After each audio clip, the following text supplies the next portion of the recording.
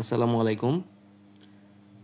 এই মেডিসিনটা যদি মায়েদের প্রেগন্যান্ট অবস্থায় প্রস্রাবে প্রচুর পরিমাণ ইনফেকশন হয়ে থাকে, তখন রেজিস্টার্ড ডাক্তাররা এই নুবেফোস মেডিসিনটা দিয়ে থাকেন।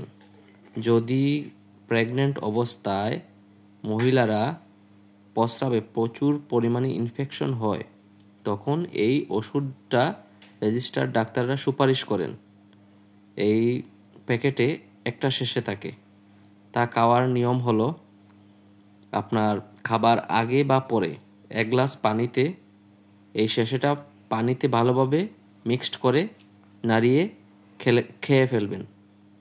আশা করি প্রস্রাবের যে ইনফেকশনটা তা গ্রাম পজিটিভ এবং গ্রাম নেগেটিভ ভাইরাস দ্বারা মুক্ত হয়ে থাকে।